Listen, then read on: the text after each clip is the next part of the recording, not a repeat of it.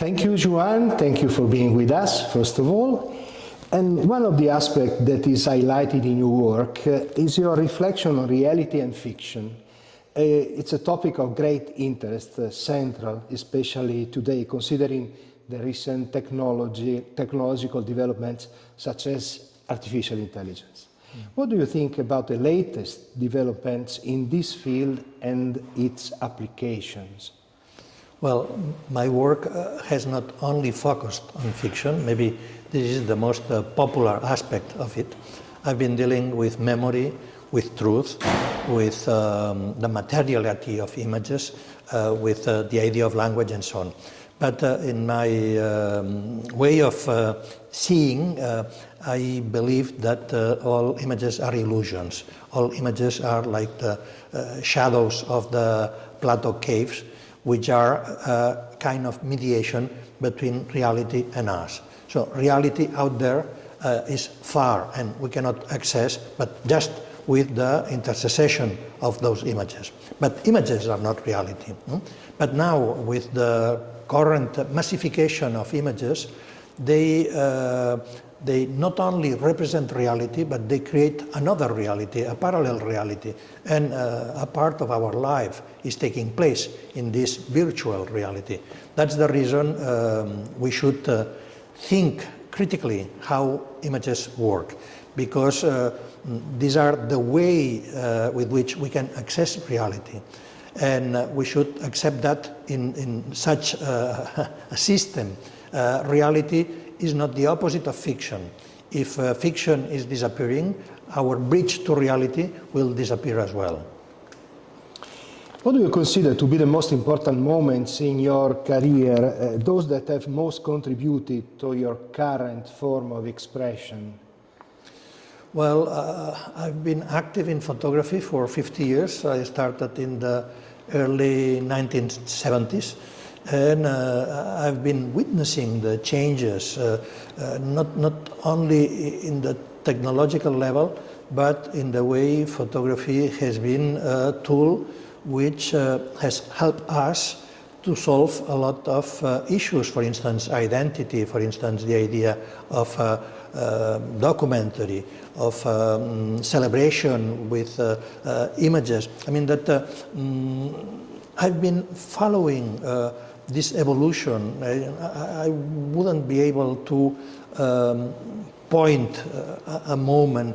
Maybe in 1989, because it was at one hand the emergence of Photoshop and post-photography, and at the same time the fall of the Berlin Wall. So there were two kind of universes, the political, the geopolitical, and the visual, which were collapsing. And maybe it's not a coincidence that they happen at the same time. The current phase of democratization and universalization of the means of creating and disseminating images is ambivalent. On one hand, the diffusion of means of expression, on the other hand, the inflation of the image and the pervasive presence. Is there a way to untangle, choose, and understand better? We should be aware that besides there's such a dissemination of images, besides that incredible abundance, not all the images have the same value. Images are now providing a way to talk with photos. I mean, it's not only a language, but it's a way of talking. It's not only a writing. We learn to speak with images in a spontaneous and natural way. And because of that, photographs are very relevant to our current life. Photographs are a way in which we relate to the others, in which we communicate, in which we celebrate, in which we regulate our own identity. So I think that the fact that there are so many images is not bad by itself. But in any case, I think that there are two critical or two intelligent strategies. One is to focus on the missing images. Those images which has been censored, which don't exist for any reason, which have been lost. I mean, there are still many missing images. And at the other side, the other strategy could be a kind of critical and intelligent management of the abundance. I mean, we have all those photographs. What can we do with them? There are photographers like Joachim Schmidt, who states as a kind of manifesto, don't do new photographs until the old one has been used. So maybe we should do that, a kind of ecological attitude towards this kind of proliferation.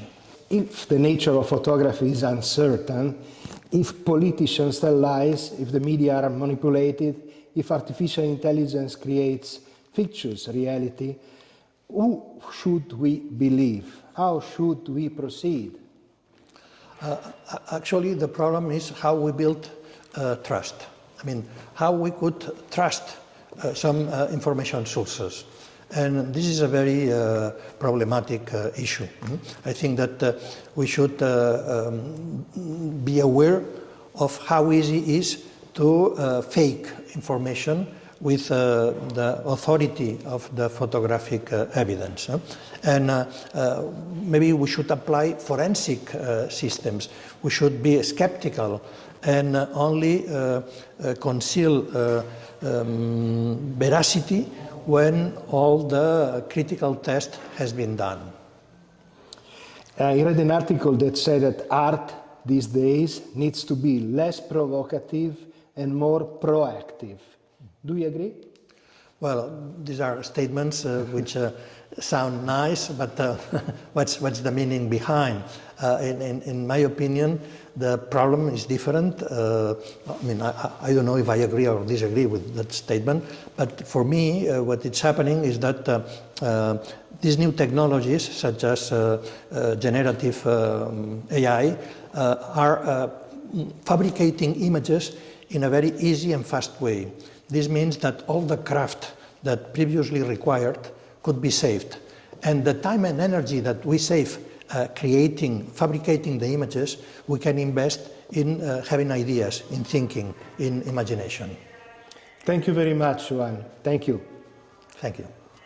We are in the middle of a revolution, and we should decide in which place of the barricade you want to stand, behind or before. And I think that we must be in front, and we must fight what's going on. So we shouldn't be afraid of the changes. We should understand them and try to use them in our own direction. Okay?